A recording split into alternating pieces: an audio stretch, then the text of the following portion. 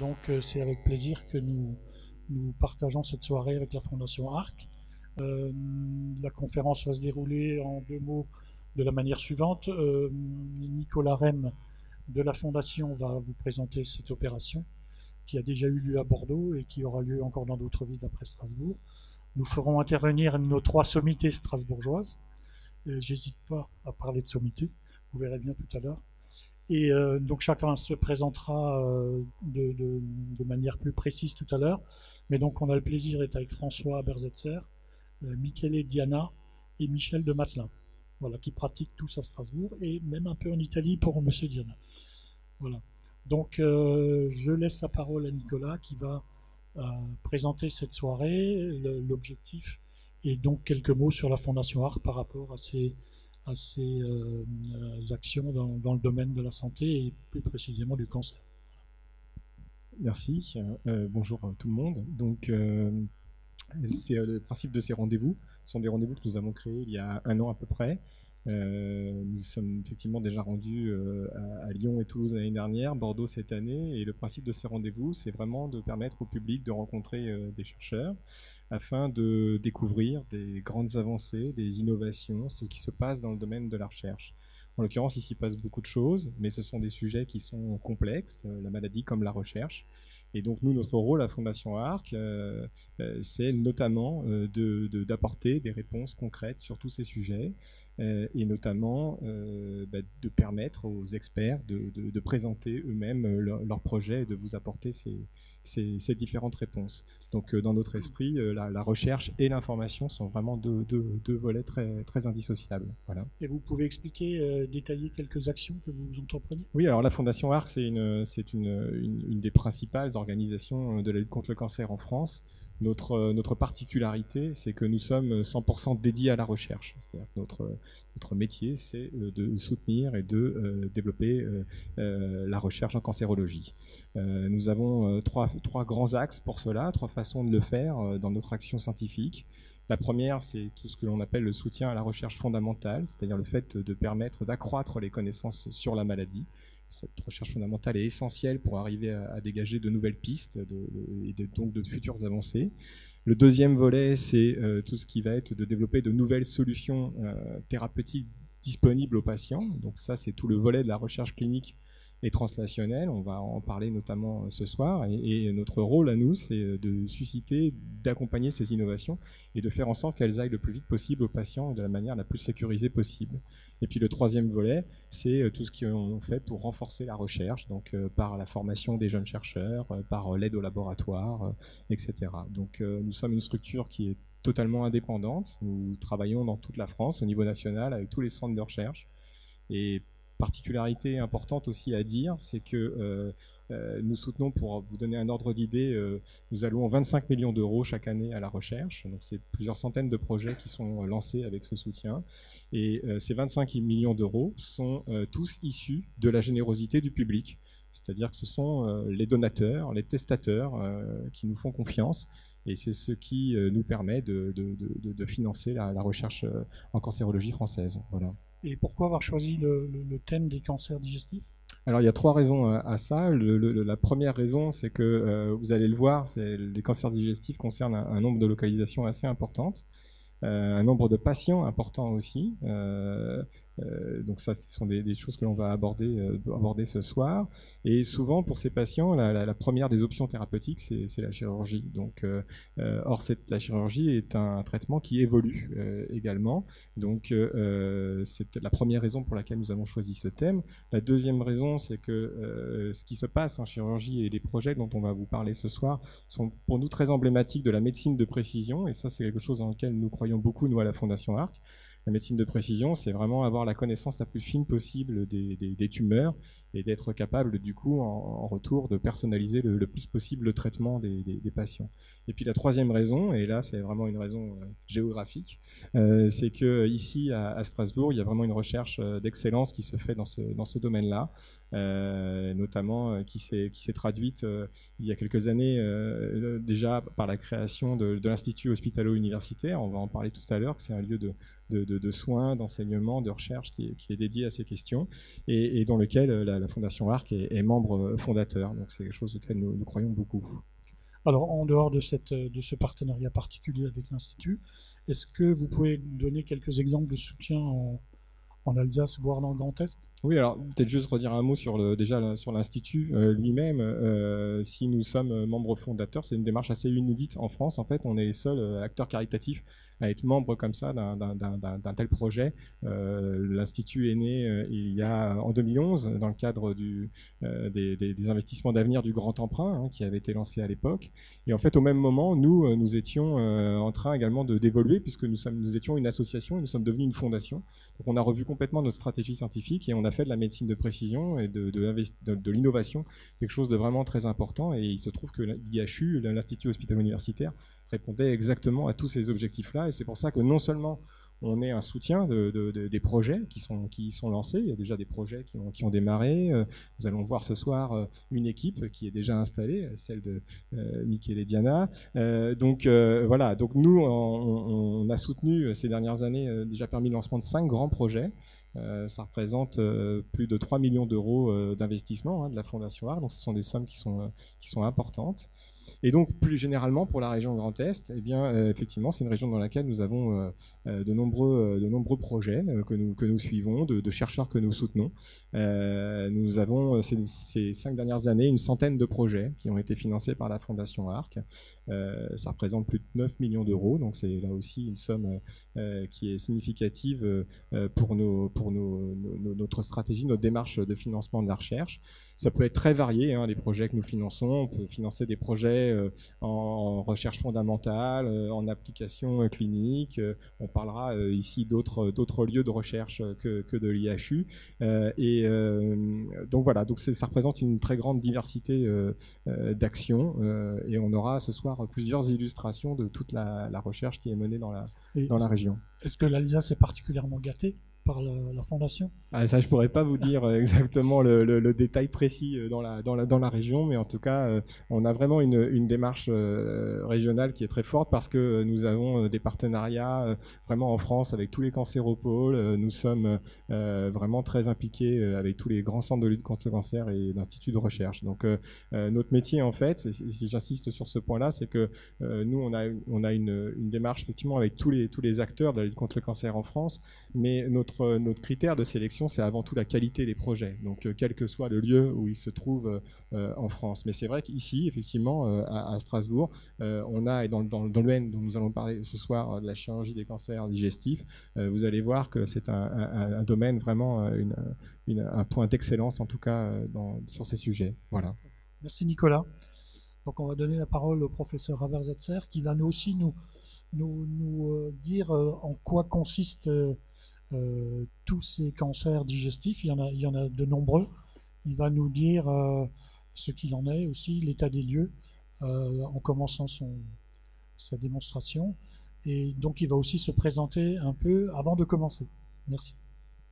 Oui, bonsoir tout le monde. François Habersetzer, donc je travaille à l'IHU, mais en fait l'IHU il est rattaché à l'hôpital et moi-même je suis responsable d'un service hospitalier d'hépatogastroentérologie. Moi je suis médecin, il y a des chirurgiens, donc on collabore, médecins, chirurgiens, chercheurs, radiologues, dans un grand ensemble qui comporte un service hospitalier médico-chirurgical, un centre de recherche qui est dédié au progrès pour le soin des patients, l'Institut hospitalo-universitaire, et pour proposer aux patients les techniques les plus avancées pour les soigner. Et puis, il ne faut pas aussi oublier une unité INSERM qui travaille sur le foie et sur les cancers du foie, qui fait partie aussi du système digestif, où là, on essaye de développer des traitements très efficaces et mini-invasifs pour traiter ces tumeurs. Donc, je vais vous parler maintenant des différents cancers digestifs et de la place qu'ont ces cancers digestifs par rapport à l'ensemble des cancers. Tout d'abord, pour rappeler que le nombre de nouveaux cas de cancer en France métropolitaine est 210 000 par an pour les hommes et de 73 000 pour les femmes. Donc c'est évidemment un problème majeur de santé publique. Alors je m'excuse pour cette diapositive qui est peut-être un peu difficile à lire et qui situe les cancers digestifs, ici les cancers digestifs par rapport à l'ensemble des cancers.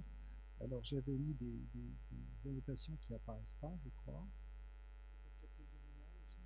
Oui, alors globalement on retrouve ici chez les hommes et chez les femmes. Chez les hommes, le taux total de cancer 207 000, ici vous avez, c'est le taux total. Et quand on prend la mortalité, eh bien on a une mortalité de 84 000. Donc 207 000 cancers, 80 000 personnes qui décèdent de ces cancers par an, c'est important évidemment, et la place évidemment à des progrès pour améliorer ces résultats. Alors les cancers digestifs, le côlon rectum, c'est le 3e cancer chez les hommes, c'est le 2e cancer après le sein chez les femmes. Et on voit que l'incidence annuelle pour les hommes est de 27 000 cancers du côlon pour les hommes et 14 000 cancers du côlon pour les femmes, avec un taux de décès de 9 200 pour les hommes, et ici pour les femmes un taux de décès de 8 000. Donc si vous voulez, près de 50% des personnes qui ont un cancer du côlon eh bien, vont décéder de leur cancer, ce qui est un chiffre très important évidemment et qui demande à être amélioré. Les autres cancers digestifs, eh bien, après le côlon et le rectum, on a le cancer du foie, qu'on retrouve surtout chez les hommes, le cancer du pancréas, le cancer de l'estomac, et avec des taux de mortalité pour le cancer du foie qui sont très importants, puisque le taux de survie à 5 ans est extrêmement faible. De même pour le cancer du pancréas, on a un taux de survie également très faible, l'estomac, et puis on a aussi le cancer de l'œsophage, qui aussi entraîne un taux de décès important. Alors chez les femmes, on a le cancer du côlon rectum qui est en 2e position par rapport au nombre de l'incidence annuelle parmi l'ensemble des cancers.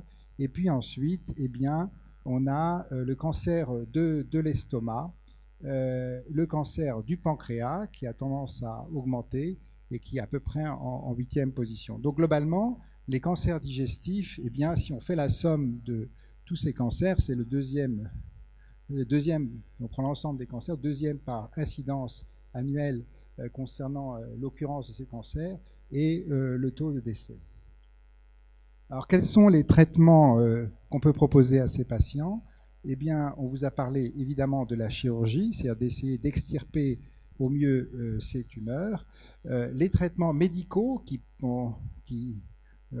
concernent la chimiothérapie, qui peut être une chimiothérapie classique qu'on peut associer à la chirurgie. Donc, cette chimiothérapie classique qui est tellement invalidante, avec des effets secondaires que l'on connaît tous, et dont le but était de détruire les cellules cancéreuses avec un agent toxique pour les cellules et qui est difficile à supporter. Et puis, il y a de nouvelles chimiothérapies qui se sont mises en place, qu'on appelle les chimiothérapies ciblées.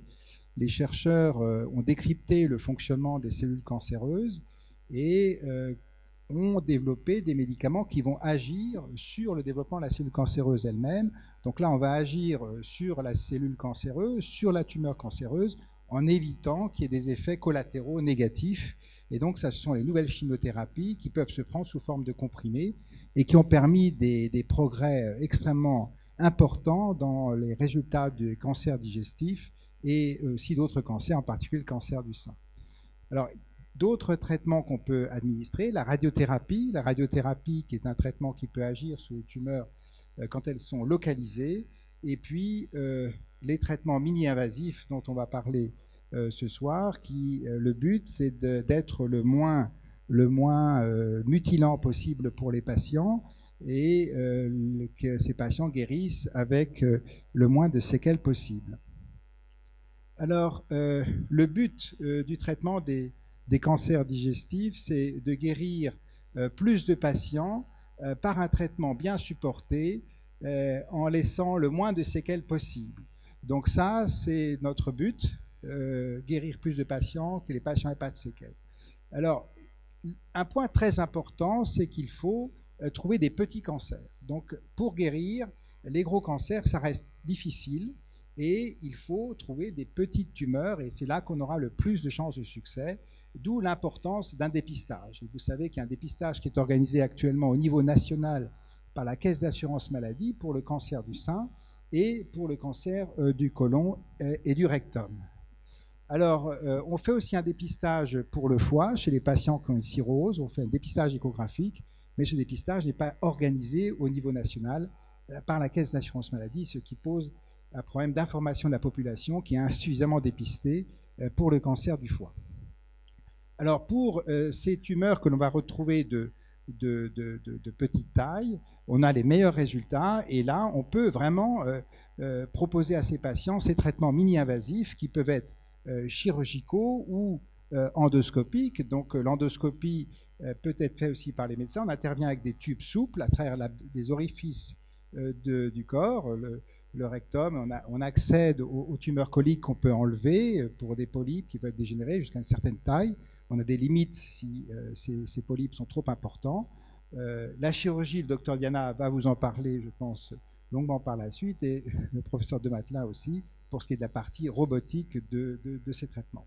Et puis, on peut combiner ces traitements, on peut combiner l'approche chirurgicale, endoscopique, médicale, oncologue, et on combine comment? On combine en se réunissant entre spécialistes, vous savez que c'est obligatoire, on a des réunions de concertation pluridisciplinaires, on discute des cas des patients à plusieurs médecins, spécialistes, et au final, pour proposer un traitement aux patients.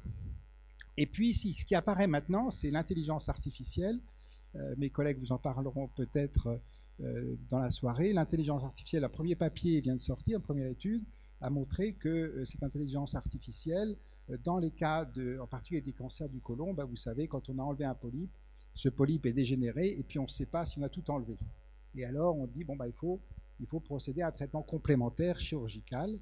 Et grâce à l'intelligence artificielle, on a introduit un certain nombre de paramètres et puis on a vu qu'on opérait par excès 15% des patients. Donc ça pourra nous aider dans le futur pour pouvoir, dans des situations complexes, et grâce à ce mécanisme de pensée ou d'analyse, d'optimiser la prise en charge de nos patients et nos traitements.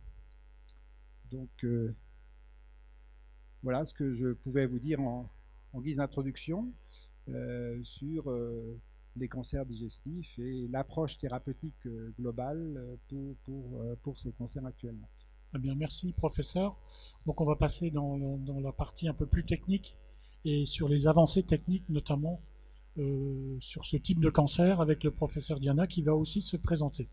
Oui, mais tout d'abord, merci beaucoup monsieur Mizelan de nous accueillir dans la verrière Johan Carolus des DNA, c'est un super lieu. Et en fait, je suis Michael Diana, je suis chirurgien et chercheur à l'IHU de Strasbourg, donc l'Institut de chirurgie guidée par l'image. Et je suis chercheur aussi à l'IRCAD, donc l'Institut de recherche contre le cancer de l'appareil digestif. Je suis en Alsace depuis 2010, donc je suis arrivé vraiment au bon moment. Et c'était le moment où justement on commençait à préparer le grant pour répondre à l'appel d'offres du Grand Emprunt et qui a abouti à la création de l'IHU, qui est ce joli bâtiment qui est là. Je voulais remercier aussi la Fondation ARC parce qu'elle me soutient dans le projet qu'on a appelé ELIOS, qui est donc l'acronyme de Endoscopic Luminescent Imaging for Precision Oncologic Surgery, pour le dire en français. Donc c'est l'imagerie luminescente endoscopique pour une chirurgie oncologique de précision. Et en fait, à Strasbourg, à l'IHU de Strasbourg, ce qu'on essaie de développer est ce qu'on appelle la chirurgie cybernétique. Donc ce mot cybernétique, qu'est-ce que ça veut dire? Ça vient du grec et il a la même racine que gouvernement. Donc cybernétiki, c'est l'homme au gouvernail, donc le timonier en quelque sorte. Et donc c'est la chirurgie contrôlée. Et c'est contrôlé par quoi? Par le développement des sciences informatiques et par le développement des sciences robotiques, dont M. de Matelin est un représentant. Et grâce aux sciences robotiques et informatiques, on essaie d'augmenter les capacités du chirurgien pour que son geste soit le plus précis possible. Donc on augmente le cerveau grâce justement à l'intelligence artificielle. Et il y a des équipes qui travaillent sur ça à l'IHU de Strasbourg. On essaie d'augmenter la main. Vous voyez là le logo de iCube, c'est le labo qui dirige le professeur de Matelin et qui nous a fabriqué cet outil pour vraiment retirer les tumeurs directement à l'intérieur de la lumière. Et c'est vraiment quelque chose qui a un futur, mais alors vraiment radieux. Et après, le corps de métier de l'IHU, s'agissant de l'Institut guidé par l'image, c'est l'imagerie. Et je ne résiste pas à la tentation de vous montrer notre salle opératoire qui, donc, nous avons ouvert en octobre 2016 et encore à ce jour, ce concept est unique. Il y a des instituts, notamment le Karolinska en Suède, qui va copier-coller notre approche. Donc en fait, là vous avez... J'ai mal cliqué. Là vous avez par exemple une résonance magnétique vous avez la porte d'accès à la salle hybride où il y a, là vous allez voir un instrument absolument impressionnant. Et là, vous avez un scanner qui est monté sur rail et qui peut être partagé entre deux salles. Et pratiquement, vous pouvez, dans la même situation, dans la même salle d'opération, avoir l'imagerie du patient. Vous pouvez avoir le scanner. Le patient peut avoir la résonance magnétique qui donne deux informations distinctes et complémentaires. Et après, là, c'est la phase de construction. Hein, donc, et ça, c'est notre outil de travail. Et pratiquement, le patient, il est ici. Ça, c'est le lit d'opération. Et cet outil que vous avez vu tourner, donc c'est un CT scan robotisé qui a 7 degrés de liberté, qui permet vraiment de reconstruire et de fusionner les images qui proviennent de deux imageries différentes, donc le scanner et la résonance magnétique, et vous pouvez les fusionner en intraopératoire pour avoir ces deux informations superposées en même temps. Et en fait, donc, nous sommes partis un peu du concept de l'aéronautique. Malgré il y a quelques jours, il y a eu quelques crashs, mais bon, ça reste quand même le système de déplacement le plus sûr au monde, parce qu'ils ont bien travaillé, disons, sur toute la checklist et de tout ce qui pouvait ne pas fonctionner. Et là, vous avez notre salle d'opération. C'est une image de synthèse, hein, on l'a ouverte en fait comme un livre. Et notre salle d'opération, en fait, elle intègre toutes ces technologies qui se sont montrées utiles dans l'aéronautique. Vous avez ici l'homme aux commandes qui est un chirurgien qui pilote un système robotisé qui travaille ici. Vous avez le GPS que nous utilisons, des systèmes de reconstruction 3D que je vais vous montrer. Et vous avez par exemple la vision nocturne qui va vous permettre de voir au-delà du visible. Et en fait, par exemple ici, ça c'est des travaux surtout de l'IRCAD qu'on transfère aujourd'hui à l'IHU. Vous reconstruisez, vous obtenez ce qu'on appelle le clone digital du malade. C'est une imagerie, c'est des images réelles. Hein. Donc vous faites un scanner, vous le reconstruisez en 3D, ce qui aide beaucoup à la compréhension du geste. Vous pouvez simuler le geste. Là, par exemple, on fait une simulation d'une ablation par radiofréquence. Ça veut dire quoi? Ça, c'est une tumeur. Donc, on vise où aller, en fait, sur le modèle simulé. Donc, on simule ce qu'on va faire. Et après, tout ça, à l'intérieur de la salle d'opération, on peut le superposer à l'image réelle du patient et on obtient ce qu'on appelle la réalité augmentée. Donc, un mix de virtuel et de réel en même temps. Et là, en fait, la technologie dont je vous parlais, donc la vision en infrarouge, ça c'est vraiment mon axe principal de recherche. Cela nous permet de voir l'invisible. Ça veut dire qu'en fait, vous avez besoin d'une source de lumière qui va exciter des substances qu'on injecte aux patients. Et pratiquement, on appelle ces substances des fluorophores. Fluorophore, ça veut dire qui apporte la lumière. Et une fois que c'est illuminé par cette lumière spéciale, l'émission de la lumière va être visible dans le spectre de nos yeux. Alors que l'information, elle n'est pas visible au départ. Et qu'est-ce qu'elle nous permet de faire sur les cancers de l'appareil digestif? Beaucoup de choses. Déjà, cette imagerie nous permet d'améliorer la capacité de diagnostic, et je vais vous montrer des images. Prévenir aussi des complications durant l'acte chirurgical. On peut voir des structures qui ne sont pas visibles, qui sont à risque d'être lésées durant l'acte chirurgical, notamment les uretères. Donc, ce sont les tuyaux qui amènent l'urine des reins dans la vessie. Ils sont à risque très important durant la chirurgie qu'on appelle pelvienne, donc pour éliminer des cancers colorectaux, donc du côlon et du rectum. Et là, vous passez tout près des urtères. Il faut vraiment essayer de ne pas les léser. Et elle nous permet aussi, donc cette technologie, de faire une stadiation. Ça veut dire quoi? Comprendre en intraopératoire plus exactement quel est le stade de la tumeur. Parce qu'en fait, l'imagerie courante fait ce qu'on appelle un downstaging, c'est-à-dire une mauvaise appréciation dans 15% des cas. Et en intraopératoire, en fait, on augmente le stade dans 15% des cas. Ça veut dire qu'on croyait que c'était un pronostic plus positif, alors que c'est un pronostic moins positif, donc plus risque de récidive, etc. Et aussi, alors, le traitement personnalisé, avec l'aide de substances qui sont spécifiques au cancer. Et de ça que je voulais vous parler aussi, et ça c'est la partie vraiment financée par la Fondation ARC. Ce qu'on va utiliser, ce sont des anticorps monoclonaux, c'est-à-dire ce sont des molécules qu'on injecte aux patients qui ont, comme vous devez vous imaginer, comme une adresse. Et vous devez aller là. Donc elles vont se lier à des parties qui sont hyper exprimées au niveau de la tumeur. C'est tout neuf comme approche. C'est vraiment une approche de précision. Et là, je vais vous montrer cette image. Je pense qu'elle parle toute seule. Ici, vous avez l'image classique qui voit M. Eber-Césaire dans sa pratique quotidienne. Et en fait, là, exactement ici, il y a une lésion. C'est un adénome plat qui est loupé, qui est manqué au diagnostic dans 35% des cas. Publication toute récente sur le New England. C'est une revue à très très haut impact. 35% des cas. Je n'ai pas encore des données scientifiques robustes pour dire ce que je vais vous affirmer, mais je vous laisse juger par vous-même. Si c'est possible de louper ça dans un tiers des cas, je pense que louper celle-ci, qui est exactement la même image mais augmentée, ça va être nettement plus difficile. Mais je répète, ce n'est pas de la science que je suis en train de vous dire, c'est une impression et un optimisme que je partage. Et encore, là par exemple, on est dans un cas de tumeur malheureusement avancée. On appelle cette situation une carcinose péritonéale. Ça veut dire que le cancer il s'est diffusé trop et parfois donc on se retrouve à devoir éliminer des traces qui restent, parce que tant que la tumeur n'est pas complètement éliminée, vous avez dur comme fer une récidive. Donc la tumeur va revenir, va réapparaître. Et en fait, là, ça c'est l'image que le chirurgien voit avec ses propres yeux, vous ne voyez strictement rien. Et en fait, là, il y a des implants tumoraux qui sont rendus visibles par la fluorescence. Et que vous voyez là très bien, en fait, ça, cette image-là est la synthèse de cette image-là et de cette image-là.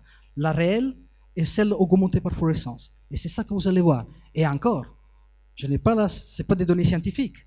Mais voilà, je pense que ça parle tout seul. C'est quand même une vision, voilà, c'est de la cybernétique. Donc c'est l'augmentation de l'œil humain. Donc voir l'invisible. Et ce cas, je pense que c'est extrêmement emblématique. C'est pour ça que je vous le montre. Cette slide vient d'un seul patient. Là, vous avez la zone normale. Vous avez un minime signal qui est visible ici. Ça, c'est la tumeur, qui donne un signal très très fort. Le patient a eu un traitement qu'on appelle néoadjuvant, c'est-à-dire de préparation à la chirurgie. Chimiothérapie et radiothérapie. Et en fait, qu'est-ce qu'il a eu? Il a eu une réponse complète. C'est-à-dire vous avez plus de tumeur. Donc en fait, ce patient, il n'a pas besoin de chirurgie. Mais aujourd'hui, on n'a pas le courage de ne pas offrir une chirurgie derrière. Et cet outil pourrait nous permettre d'éviter une chirurgie derrière quand la chimiothérapie, radiothérapie, a une efficacité totale. Et ça arrive pas très souvent, parce que chaque cancer est différent, nous sommes tous différents, et l'interaction entre nous et les médicaments est unique aussi. Mais par exemple, quand on est face à un cas de ce type-là, pourquoi faire de la chirurgie? La meilleure façon de ne pas avoir de complications post-opératoires, c'est de ne pas opérer. Donc quand ce n'est pas nécessaire, et cet outil pourra nous permettre d'éviter la chirurgie quand ce n'est pas nécessaire. Et là, je vais vous parler aussi, prévenir les complications, éviter les complications. Cette structure, là par exemple, c'est vraiment impossible de voir ce que je vous disais, là, l'urtère. Et en fait, c'est comme ça que l'urtère va vous apparaître quand vous utilisez cette technologie. Et je pense que c'est plus difficile de léser cette structure tubulaire-là que dans un marasme de cette situation. Et ça, je dois vous montrer ça aussi, c'est l'étude qu'on mène actuellement, c'est le premier trial clinique soutenu par l'ARC. On a inclus jusqu'à présent 22 patients. Cette image-là, elle est générée par l'ordinateur qui a analysé le signal de fluorescence, et l'ordinateur nous dit il faut couper ici. Et en fait, on est en train justement, sur 22 patients jusqu'à présent, de mesurer la précision de cette approche, et les résultats sont très prometteurs. Voilà, c'est tout ce que j'avais à dire, je pense. Si. Et alors, je laisse la parole au professeur de maintenant qui va se présenter. En tout cas, ce que vous nous avez montré est spectaculaire. Et est-ce que d'autres universités sont à ce niveau d'avancement ou Strasbourg est en pointe? S'il vous plaît. Est-ce que d'autres universités sont aussi avancées que vous, ou Strasbourg est vraiment à la pointe dans ce domaine? Alors, dans le domaine de la chirurgie guidée par fluorescence, on n'est pas... Il y a des partenaires à nous qui sont aux Pays-Bas, qui sont beaucoup plus avancés que nous. Heureusement, j'ai la possibilité, je les connais très bien, ils sont dans notre network et on est même leur premier partenaire commercial. En France, ce qu'on envisage de faire nous, on est les seuls. Et au niveau international, je répète, pour la chirurgie guidée par la fluorescence, pour d'autres choses, bien sûr, on est vraiment très très à la pointe, si vous me permettez d'en être fier. Et pour la fluorescence moléculaire, donc cette approche avec les anticorps monoclonaux, on ne sera pas les tout premiers, mais on sera sûrement dans le top 5. Dans les premiers. Dans les premiers, ça, sûrement. En tout cas, merci pour cette démonstration. C'est un plaisir. Professeur de Matelin. Oui, donc bonsoir à tous. Encore merci pour l'invitation. Alors, quelques mots peut-être d'abord sur le laboratoire ICUBE, donc dont je suis le directeur. Donc ici à Strasbourg, c'est plutôt un institut puisqu'il y a quand même 650 personnes à l'université de Strasbourg. C'est du CNRS, donc c'est une unité mixte et aussi connecté aux écoles d'ingénieurs sur Strasbourg. Donc, ce laboratoire, c'est un laboratoire des sciences de l'ingénieur et de l'informatique. Mais le thème principal, donc les compétences, je dirais, principales du laboratoire, c'est l'imagerie, la robotique, et en particulier dans le domaine de la santé. Donc on est un laboratoire de recherche, sciences appliquées. Alors, donc moi je viens ici en tant que professeur de robotique à Télécom Physique Strasbourg, donc les questions médicales, ce ne sera pas pour moi, hein, donc je vous parlerai questions de technique, mais je laisse à mes collègues médecins les questions médicales. Mais le laboratoire est donc tourné vers les applications médicales. En son sein, il y a en fait une quarantaine aujourd'hui de médecins qui font leurs activités de recherche. Donc à ICUBE, même si c'est un laboratoire d'ingénieurs, d'informaticiens, on travaille aussi sur l'intelligence artificielle. D'ailleurs, c'est un laboratoire qui s'est inséré quelque part dans l'hôpital et qui a créé une mixité avec le monde médical. Donc il y a les praticiens hospitaliers, professeurs de médecine de la faculté de médecine de Strasbourg, qui ont rejoint le laboratoire, souvent dans les domaines de la chirurgie, de la radiologie, donc les domaines qui nous intéressent évidemment ce soir. Alors, je ne vais pas vous faire toute l'histoire d'ICUBE et tous les projets à ICUBE, puisqu'on m'a dit, on va parler du projet ARC, dont le nom est là. Donc, c'est ce projet sur le diagnostic et le traitement du cancer colorectal par la tomographie par cohérence optique, que nous embarquons sur un endoscope robotisé, dont on a vu d'ailleurs les images, hein, une conception du laboratoire. Juste quelques mots sur la collègue membre du laboratoire, donc Michalina Gora, qui est la responsable de ce projet, donc qui est chercheur au CNRS, qui a rejoint le laboratoire il y a maintenant 3 ans, et qui bénéficie du financement de l'ARC à travers un projet à venir au CNRS, qui est pour un jeune chercheur la possibilité de créer son équipe. Donc elle était aux États-Unis d'ailleurs. Elle est venue expressément sur Strasbourg. Elle était travailler à Boston, donc à la Harvard Medical School. Et elle est venue donc développer son équipe ici à Strasbourg dans l'environnement strasbourgeois extrêmement performant. Puisque bon, il va sans dire que comme eCube fait de l'ingénierie, de la robotique médicale, eCube travaille évidemment avec l'IHU de Strasbourg et l'IRCAD. Donc dans le laboratoire, il y a 16 équipes et l'équipe de robotique médicale est physiquement installée dans l'IRCAD, en dessous de la salle de chirurgie expérimentale. Donc si vous avez un jour l'occasion de venir faire une visite, on sera très heureux de vous accueillir. Voilà, donc ça c'est pour positionner eCube. Alors, excusez-moi, vous nous direz ce que c'est que la tomographie? Justement, voilà. Je me disais bien que c'est un mot un peu barbare, hein, mais juste pour dire, c'est laboratoire, c'est un projet. Donc, je vous parlerai juste de ce projet. On a dans un laboratoire aussi grand plusieurs centaines de projets en même temps. Donc c'est pas le seul projet évidemment du laboratoire, mais j'avais droit qu'à 10 minutes d'introduction, donc je me suis contenté de vous parler que de ce projet. Donc peut-être dire quelques mots. Alors bon, je vais pas revenir sur le cancer colorectal puisqu'on vous a bien expliqué que c'était quand même la deuxième cause de mortalité. Vous l'avez vu, que ce soit homme ou femme. Donc il y a quand même. Si vous avez mon âge ou plus, vous avez certainement reçu une enveloppe vous demandant de faire un test de sanguin, enfin pas sanguin, mais de la présence de sang dans les selles. Je pense que ça vaut le coup de le faire parce que c'est un moyen quand même, puisqu'on l'a dit, finalement, si on veut ne pas se retrouver quand on a un cancer colorectal, malheureusement dans la mauvaise statistique, mais c'est plutôt la bonne, il faut mieux que le cancer soit pris très tôt. Très tôt, avant même qu'il se soit développé au-delà, je dirais, même des premières couches de l'intestin, puisque bien souvent ça part d'un polype, un polype qui dégénère, et les premiers signes, c'est quand même la présence de sang. Alors, dans cette idée qu'il vaut mieux s'y attaquer tôt,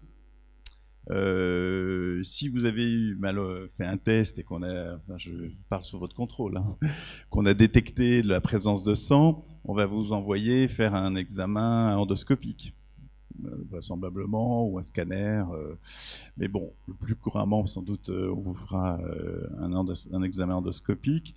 Et ce qui nous intéresse, c'est comment, parce que l'examen, c'est complexe, vous avez pu le voir dans les images, de savoir où se trouve le polype, être sûr, est-ce que ce polype est réellement un cancer, et on ne va pas venir avec une artillerie lourde chirurgicale, vous enlevez un morceau de côlon, alors qu'en fait, il n'y avait rien. Donc, est-ce que l'idée du projet, c'est est-ce qu'on est capable, dans une approche plus classique de diagnostic, on va voir avec un endoscope, est-ce qu'on ne pourrait pas augmenter notre endoscope de moyens, de mesures qui nous permettent de savoir rapidement, pendant l'examen, si c'est potentiellement cancéreux? C'est l'idée du projet. Et si on pouvait tout de suite l'enlever, ce polype, vous êtes souvent anesthésié quand vous faites votre coloscopie, ça veut dire que vous ne revenez pas dans je ne sais pas combien de semaines le temps d'avoir un rendez-vous. Ensuite, il n'est pas sûr que l'endoscopiste va retrouver le fameux polype enlevé, alors que si vous l'avez sous l'œil et que vous considérez qu'il faut l'enlever, si vous êtes équipé avec un endoscope robotisé, donc c'est l'idée du projet, donc un endoscope qui sera avec des instruments, pourquoi pas l'enlever tout de suite. Donc c'est vraiment dans une approche mini-invasive et de traitement le plus vite possible dès qu'on pense qu'il y a un risque. Donc vous avez vu la plateforme, donc sachez que c'est un projet, alors on n'a pas démarré il y a 1 an le projet de la plateforme, hein, on est maintenant à une dizaine d'années, hein, c'est un projet commun eCube, IRCAD. Aujourd'hui, la plateforme qui est là, c'est un endoscope un peu amélioré, puisque vous observez qu'il y a au lieu d'avoir juste un petit canal pour faire une biopsie, vous avez des canaux latéraux, vous avez des instruments articulés qui sortent, hein, des petits bras qui vous permettent de faire de la chirurgie. Et pour manipuler cet endoscope, qui en plus, on peut l'orienter hein, dans différentes directions, on bouge les bras, vous vous doutez bien que si vous êtes avec le système habituel de contrôle des endoscopes, qui sont des petites molettes pour faire tourner l'endoscope, ça ne va pas être pratique. Les expériences faites à l'IRCAT, entre autres par le docteur Diana, c'est que pour faire ça à la main, il faut être 2-3 chirurgiens en même temps à manipuler l'instrument. Donc l'idée ici, c'est qu'une fois que votre endoscope est motorisé, ben, vous le télémanipulez. Donc c'était la vidéo, donc je ne vais pas la repasser. Le chirurgien en fait regarde son écran et avec sa console de télémanipulation va déplacer les instruments d'une manière efficace. Et donc la conception du système, le robot est une création entière du laboratoire hein, avec les chirurgiens. Donc c'est un projet on a breveté, ça se fait avec des partenaires industriels. Et on est aujourd'hui, on a validé le concept sur des expériences sur l'animal et on est dans la préparation d'essais sur l'homme. Donc je ne vais pas l'annoncer ce soir, mais c'est on est dans cette phase vraiment très proche d'une première de ce système sur un patient ici à Strasbourg. Alors, ça, c'est pour la partie robotique. Vous m'avez demandé, c'est quoi la tomographie par cohérence optique, hein, l'OCT. En fait, c'est un peu l'idée, c'est comme le scanner. Qu'est-ce que c'est le scanner? Vous envoyez des rayons X, vous tournez autour et vous faites des rayons. Avec de l'autre côté, vous récupérez l'image à travers le corps et par des formules mathématiques, vous refaites une reconstruction du 3D de ce qui est à l'intérieur du corps, de toutes les coupes que vous avez fait en tournant autour du patient. Alors là, c'est l'inverse, c'est qu'on est à l'intérieur. Et je fais tourner en fait une source de lumière, un laser ou une diode à l'intérieur du côlon. Le projet est de le faire dans le côlon. La lumière va frapper la paroi du côlon et on va la frapper en tournant. Et on récupère l'interaction de la lumière avec les tissus de l'intérieur du côlon. Et on fait ce genre de carte, une reconstruction de l'intérieur du côlon en même temps qu'on se déplace, comme un tunnel. Mais ce qui est intéressant, c'est qu'on voit quelques millimètres. C'est une technique qui nous permet de mesurer ce qu'il y a comme la forme des tissus. Alors et on distingue, est-ce que c'est des tissus sains ou cancéreux? Est-ce que c'est un polype, un stade avancé, qui a déjà commencé à s'infiltrer, ou on est dans quelque chose en surface? Donc c'est ça... tomographie, c'est cette reconstruction en tournant, et cohérence optique, parce qu'en fait, c'est une technique optique. C'est pas des ultrasons, c'est pas des rayons X, donc c'est ça qui est aussi intéressant, c'est que c'est une technique tout à fait non ionisante. On peut la refaire 50 fois.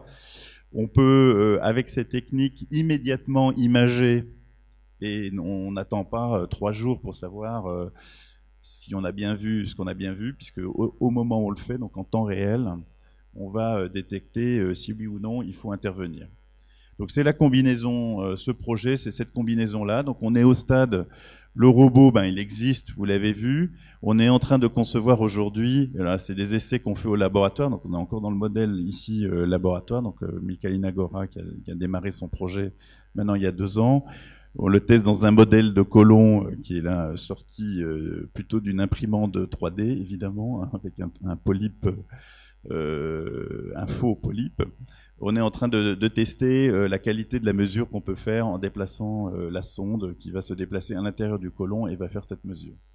Voilà en quelques mots ce projet financé par la Fondation.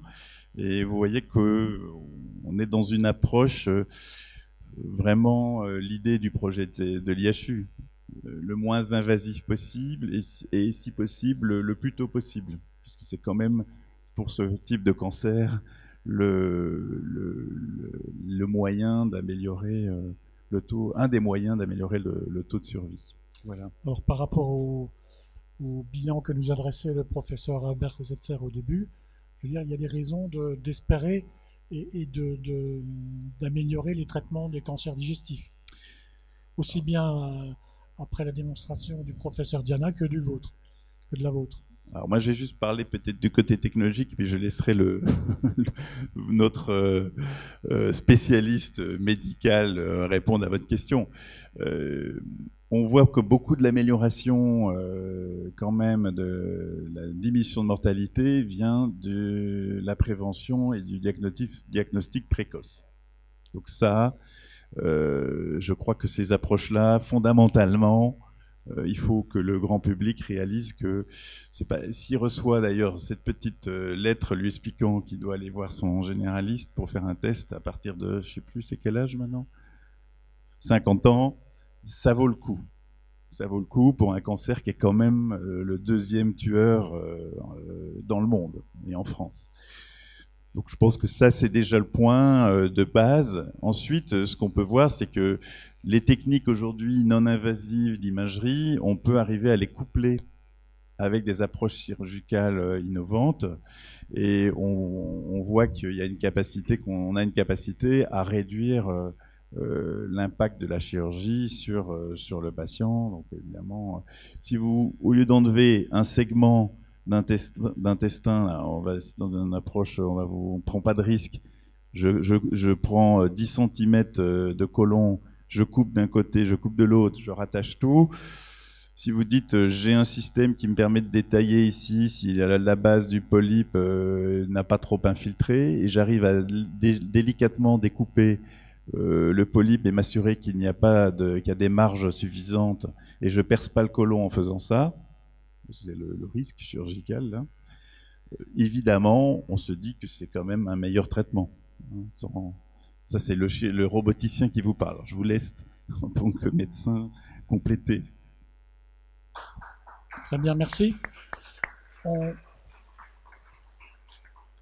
On va passer à la dernière phase de cette soirée en donnant la parole au public s'il y a des questions à poser sur ces évolutions qui paraissent très très importantes à Strasbourg.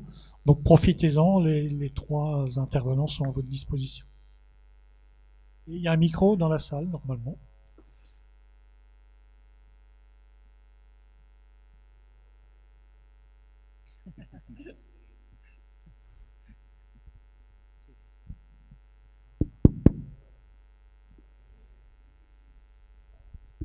Luigi Vulcano, je suis à Strasbourg depuis 50 ans.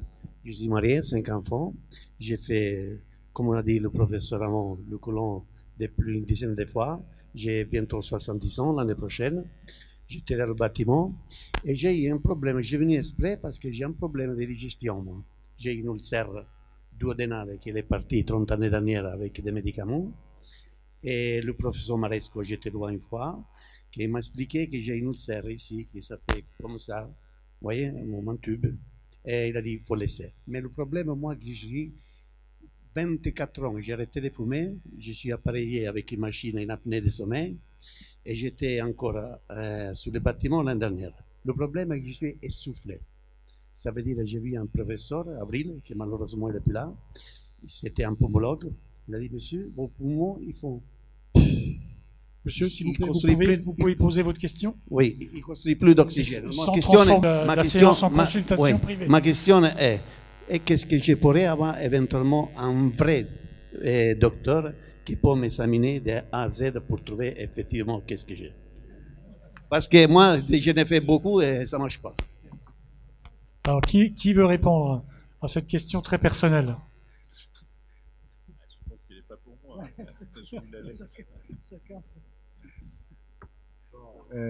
Je ne sais pas exactement, je n'ai pas tout suivi, mais je pense que voilà, il faut voir avec votre médecin. Il y a des méthodes d'investigation hein, quand on a un problème de santé, des fois c'est difficile.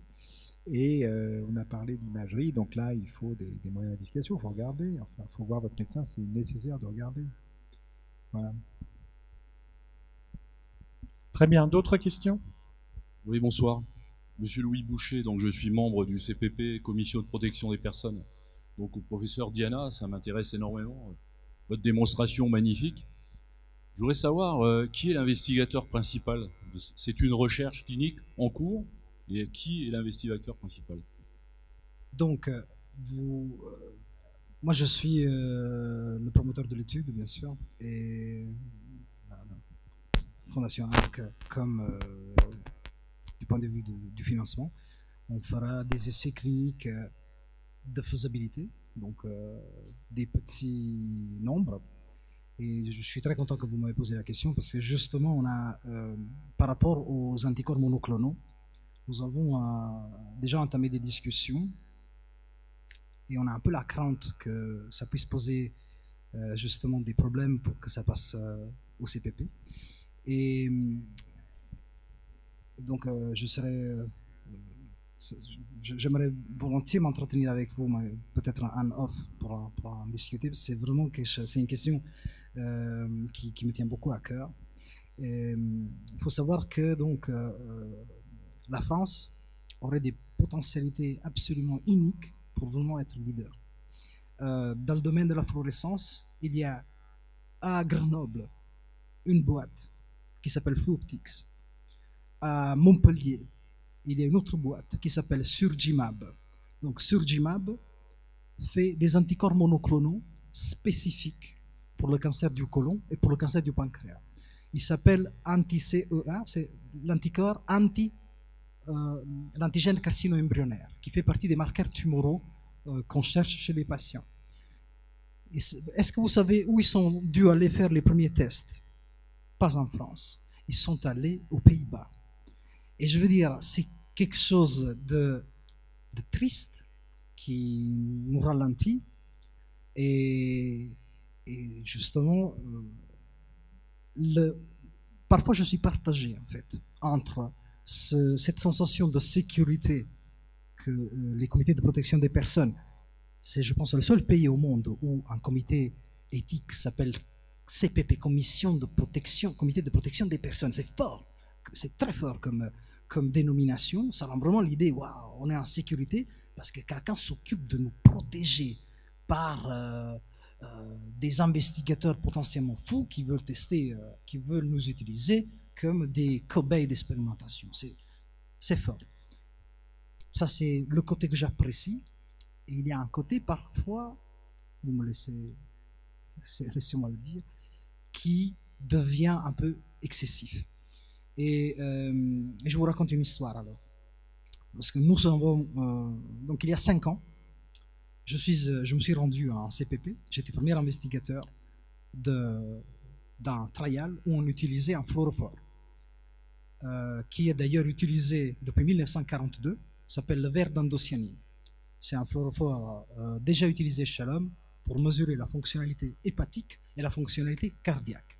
Mais pour faire de l'imagerie, qui était notre intention, il est hors AMM. Et donc le CPP qui se réunissait à Besançon, j'ai pu obtenir de siéger, enfin d'être présent à la séance, et il n'y a eu rien à faire. Ils ont rejeté le protocole il y a 5 ans en me disant, nous sommes désolés, vous avez raison, vous avez tous les datas de sécurité de ce médicament, qui est un moyen de contraste en fait, qui une fois sur 16 000 ou peut-être même plus rarement donne des réactions allergiques, et puis c'est tout. C'est extrêmement safe, extrêmement sûr comme agent. Et donc ils l'ont refusé en me disant il faut discuter avec l'AFSAPS à l'époque, aujourd'hui ANSM. Donc j'ai dû soumettre une demande à l'AFSAPS à l'époque, et l'AFSAPS avait 40 jours ouvrables pour répondre. Faute de réponse, c'était un oui. Donc, qu'est-ce qu'il s'est passé? C'est que personne ne m'a répondu. Donc, avec l'accusé de réception, j'ai resoumis exactement le même protocole et l'accusé de réception de manque de réponse. Et le protocole, à ce moment-là, a été accepté. Qu'est-ce que je dois interpréter par là? Est-ce qu'il y a eu quelqu'un qui a voulu se laver les mains, de dire je ne suis pas responsable en quelque sorte? Et moi, j'aurais voulu une attitude plus proactive. Parce que j'étais très content au final. Mon objectif, c'était on le teste. Et même si, en effet, on venait après beaucoup d'autres, Parce que le tout premier qui avait fait qui avait utilisé cette technique, c'est un de mes copains japonais. Il a publié en 2009.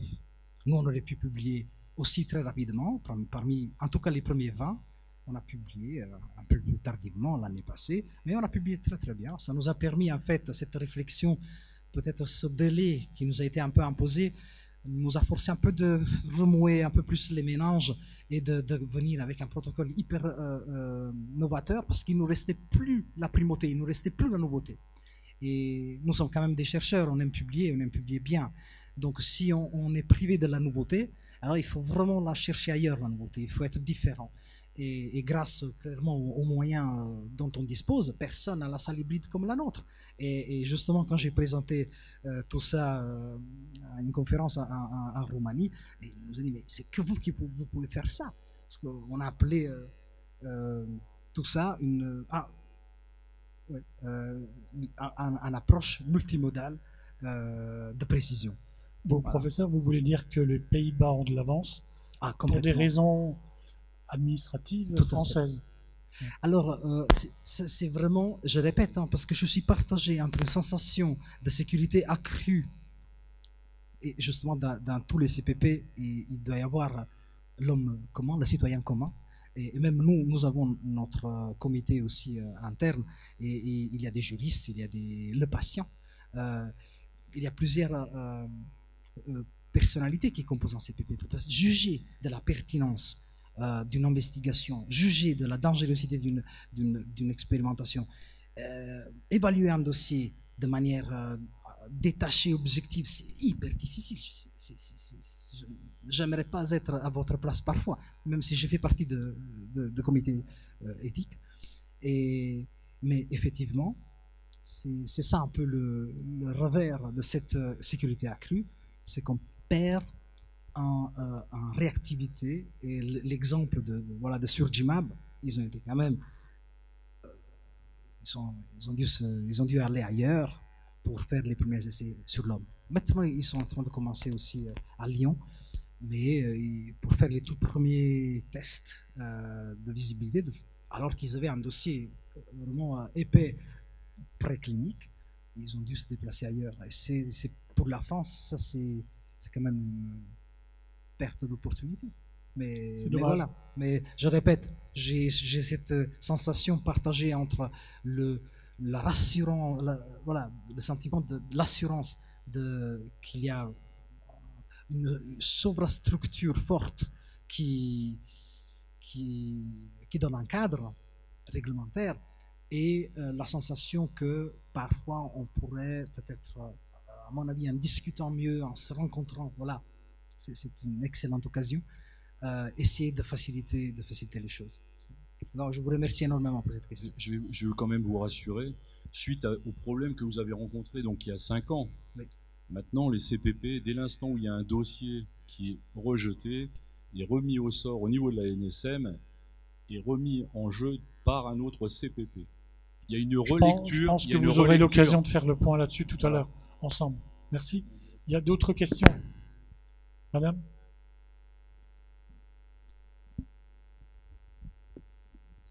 Bonjour, je m'appelle Monique Stangel et je suis malade d'un cancer.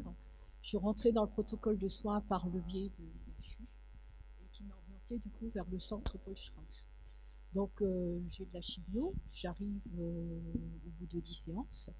Donc je refais le point demain avec le médecin oncologue de Strauss.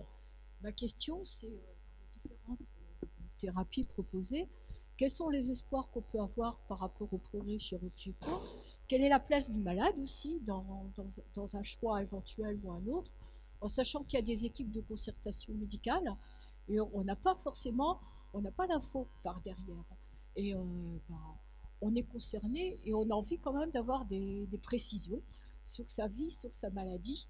Et quelquefois, on a l'impression d'être un peu pris pour des neuneux. Voilà. Donc, c'est vraiment le retour de la manière dont je le vis, quoi. En sachant que demain aussi, on va me proposer un protocole de recherche par rapport au traitement, justement sur la base des gènes. Est-ce que je dois l'accepter ou pas? Quels sont les risques ou pas? On a vraiment besoin, en tant que malade, d'une information précise, et elle est très dure à avoir. On est plus sur un problème de communication que de technique chirurgicale. Oui.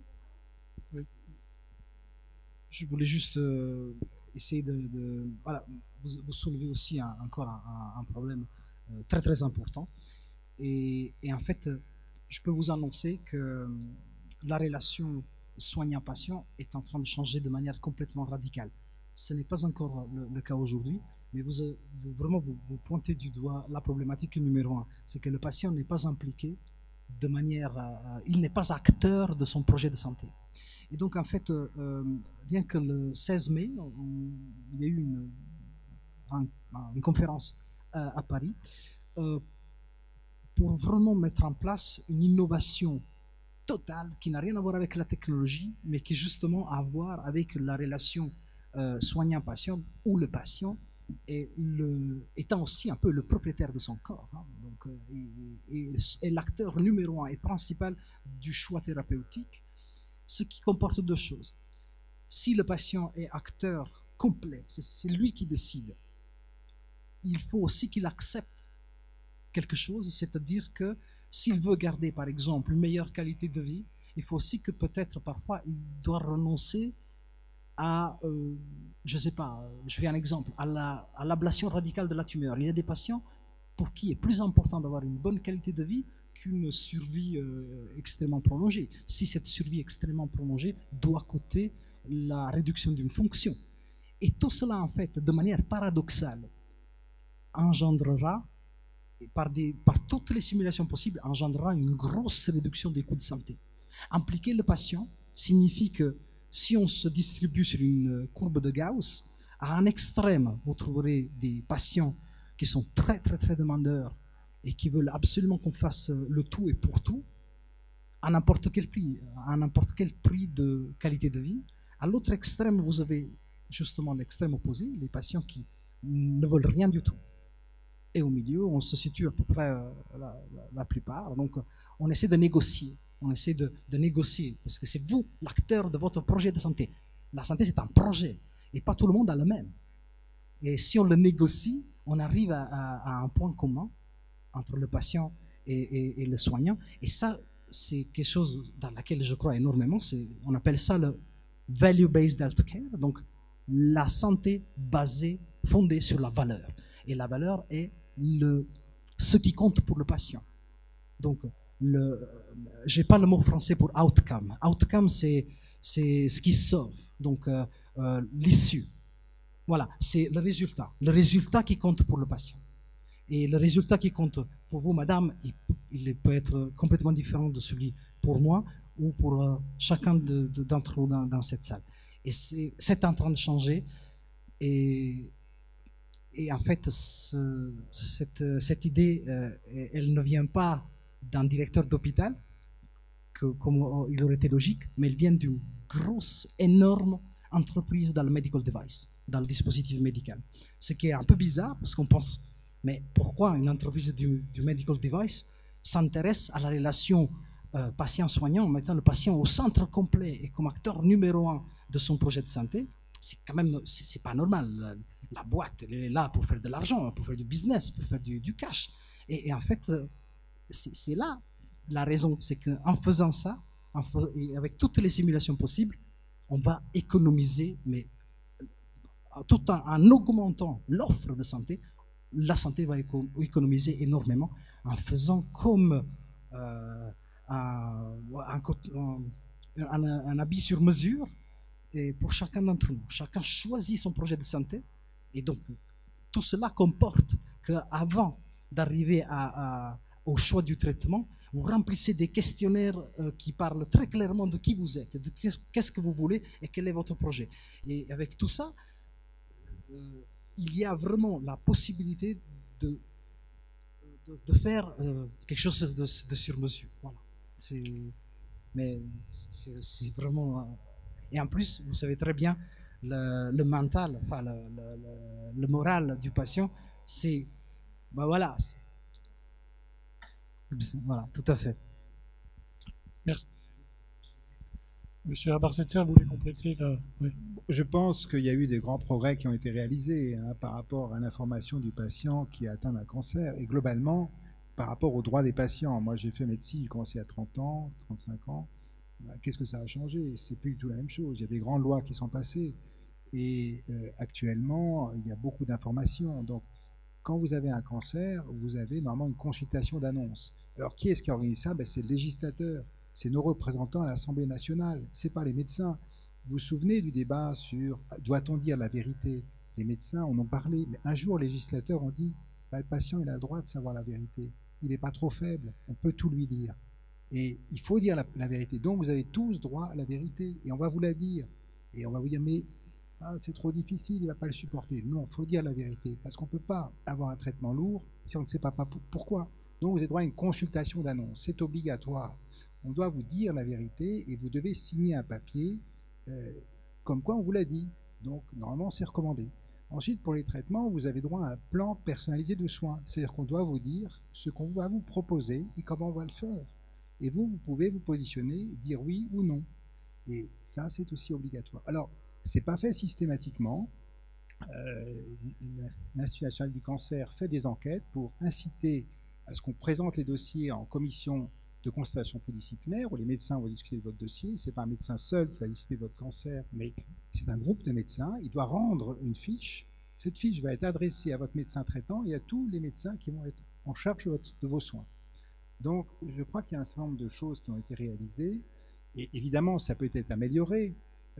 Mais disons qu'il y a un certain nombre de points qui, normalement, devraient faire que vous êtes bien informé. Alors, par rapport au protocole, on a parlé, normalement, vous avez une note d'information. Une note d'information qui a été évaluée par le comité de protection des personnes dont on a parlé. Et cette note d'information, en général, est très bien faite pour bien informer les personnes des bénéfices et des risques. Alors, par rapport au traitement des protocoles, il faut savoir que le développement des médicaments, actuellement, c'est 5 à 10 ans. C'est très, très long. Donc, être traité dans un protocole thérapeutique, c'est la chance de pouvoir bénéficier éventuellement d'un traitement efficace.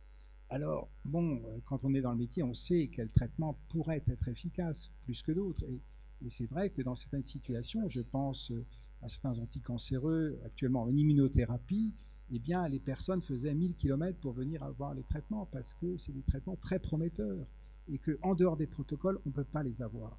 Alors, je dirais que voilà, il faut discuter avec votre médecin et puis voir vous-même ce que vous en pensez et puis vous décidez. Donc, si la communication après n'est pas parfaite avec votre médecin, je crois qu'il faut lui dire ce que vous ressentez et puis vous exprimer et puis peut-être que les choses pourront aussi évoluer. Voilà, donc juste quelques petits points sur la situation actuelle pour l'annonce de la maladie et des traitements. Juste pour compléter sur cette partie de l'information des patients, c'est vrai que, je l'ai dit tout à l'heure, nous à la Fondation ARC, recherche et information sont vraiment indissociables parce que on sait très bien que c'est une chose que de permettre un certain nombre d'innovations, d'ouvrir des essais, de pousser des recherches. Il faut que l'information soit la plus transparente possible, la plus accessible possible surtout, c'est-à-dire qu'il y ait une vraie communication. Nous éditons c'est pour ça que nous éditons d'ailleurs des guides qui sont des guides que nous diffusons gratuitement en plusieurs centaines de milliers d'exemplaires chaque année qui ont pour but justement de sensibiliser, d'informer, de transmettre un certain nombre de connaissances. Ce sont des guides qu'utilisent des professionnels de santé. On travaille beaucoup par exemple avec les infirmières en cancérologie, les infirmières d'annonce. Qui sont des personnes qui sont au premier niveau, au premier contact, on va dire, des familles et qui sont très en demande, en tout cas, d'aide, d'appui. Donc, il y a effectivement l'INCa fait également beaucoup de travail dans ce domaine. Et pour autant, on est bien conscient qu'il y a encore beaucoup de besoins, qu'il y a des inégalités aussi. Il y a des endroits où ça tourne très bien, des endroits où il y a des choses qui se passent moins bien. Il y a encore du travail à faire. Donc c'est clairement, en tout cas, il me semble, quelque chose qui n'est pas occulté ou omis dans la recherche française aujourd'hui, celle qui, en tout cas, a pour perspective le patient. Voilà, on l'a vu dans les exemples qui sont cités depuis tout à l'heure, les patients sont vraiment très présents dans ces recherches, même dans des recherches très en amont.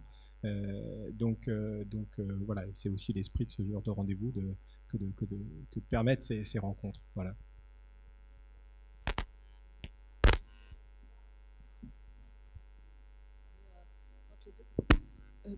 on est obligé de faire confiance au médecin qui lui a la science de la médecine qu'on n'a pas forcément, quoi. Mais quand tout à l'heure le professeur Diana parlait d'un méthode du diagnostic, hein, qui doit être hyper pointu, on se dit zut, pourquoi moi j'ai pas droit à ça, quoi. Et pourquoi je serais pas orientée vers ça. Mais à quelle porte il faut frapper, et puis comment assister pour dire après tout j'y ai droit, parce que je trouve que selon l'endroit où on est soigné, on n'est pas égaux. Excusez-moi, messieurs, mais on peut aussi changer de médecin s'il le faut. D'autres questions? Monsieur avait une question tout à l'heure? Non? D'accord. Très bien. D'autres interventions? Le micro, s'il vous plaît, là, devant.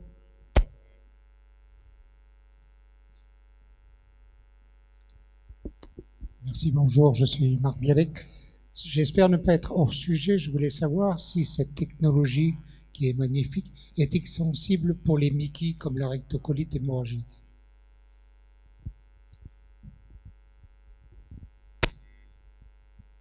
Donc, ici à Strasbourg, enfin, ici, à l'IHU, on ne s'occupe pas de Crohn ou de RCUH.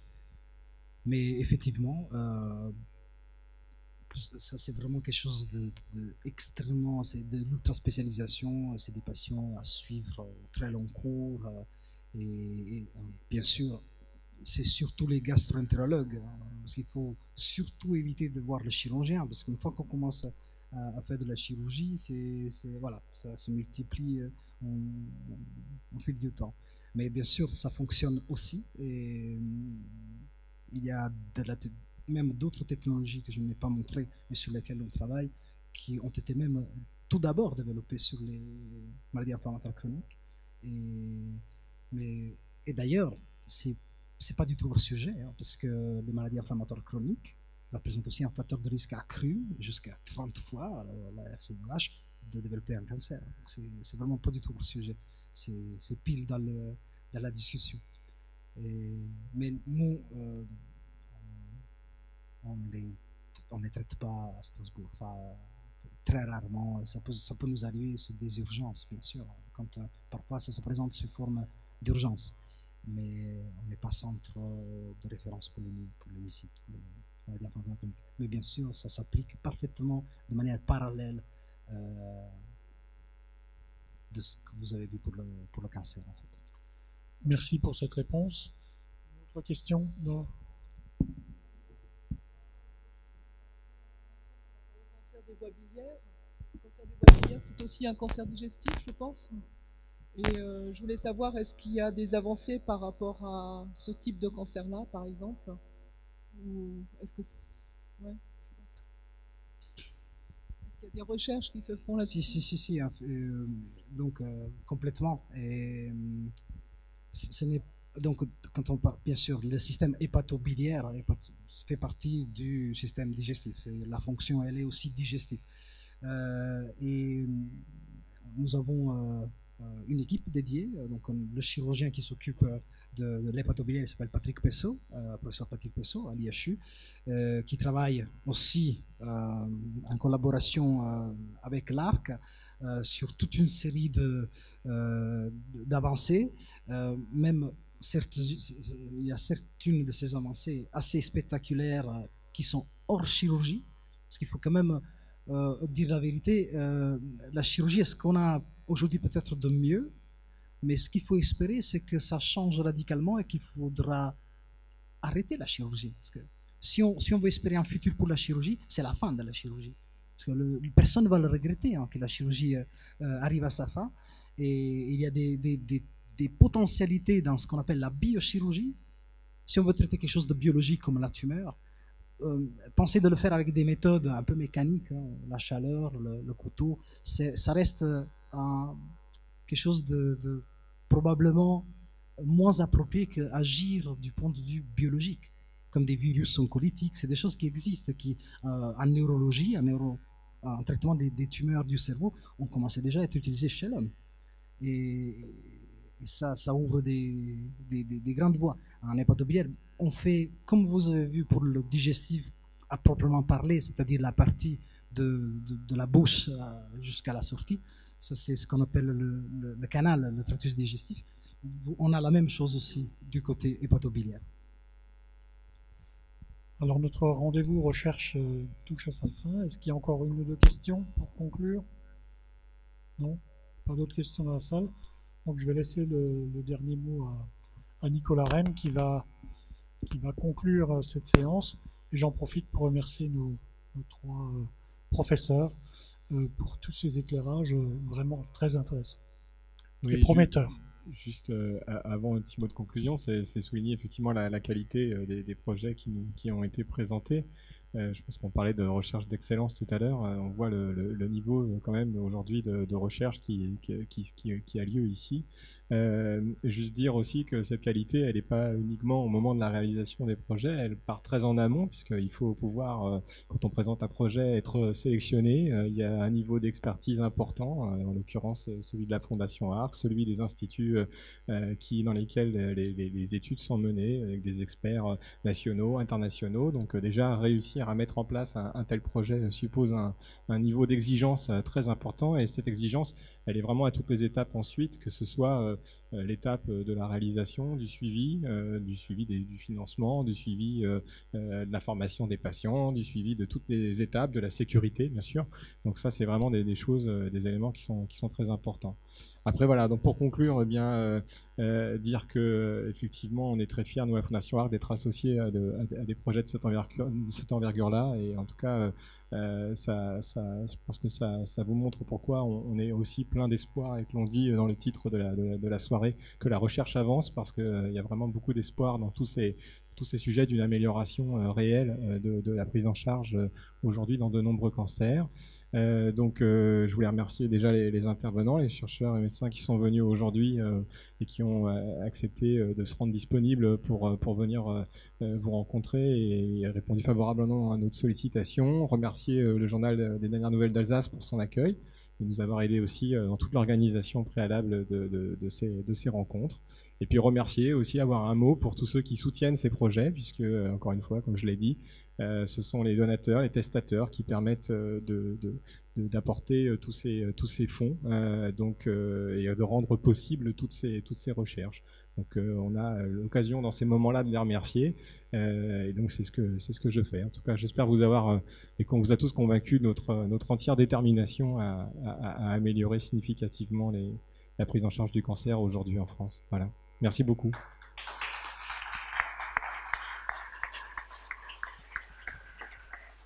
Et donc nous vous convions à un verre de l'amitié, voilà, juste derrière vous, dans cette même salle. Voilà, avec grand plaisir. Merci beaucoup.